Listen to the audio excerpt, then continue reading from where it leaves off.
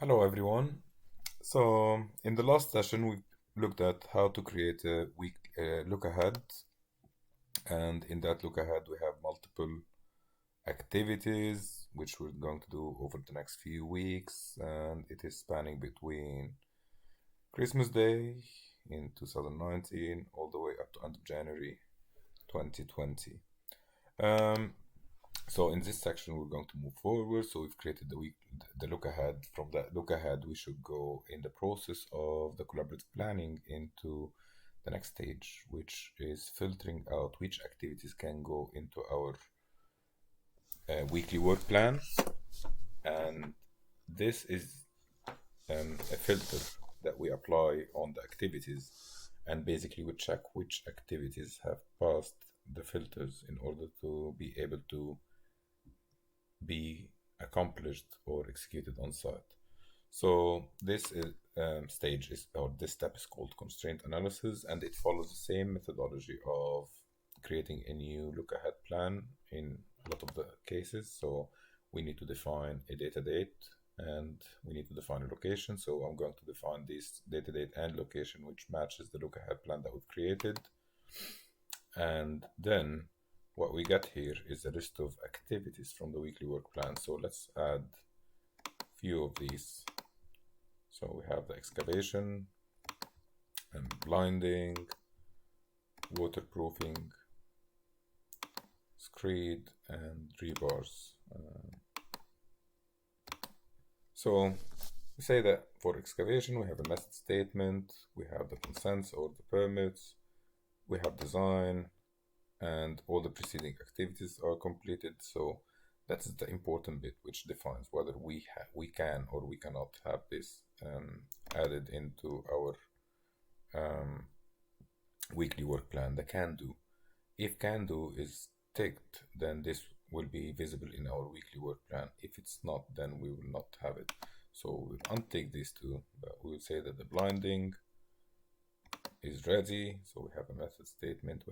We don't need a consent for the blinding. We need design approval. And preceding activity, which is excavation, is complete. For the waterproofing, we need the blinding complete as well. So preceding activity has to complete. We need approval and method statement. No consent is required. For the protection screed, we need the method statement. So most of them will have the same thing.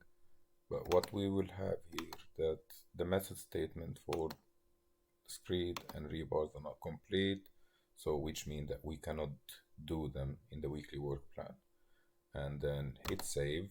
When we hit save, we get that list, and it's just transforming the constraints into a matrix type where we have for each one of them, it's showing the list of can do and cannot do.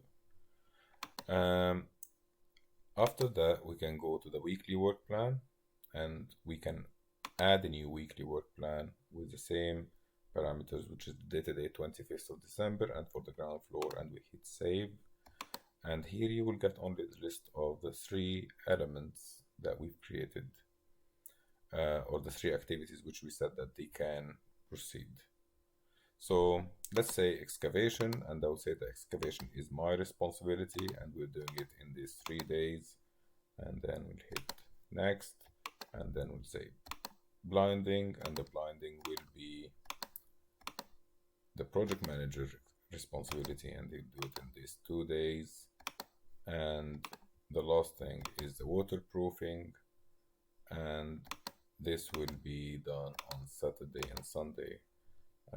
That's just a demonstration, so the whole thing and the whole logic doesn't work in that way.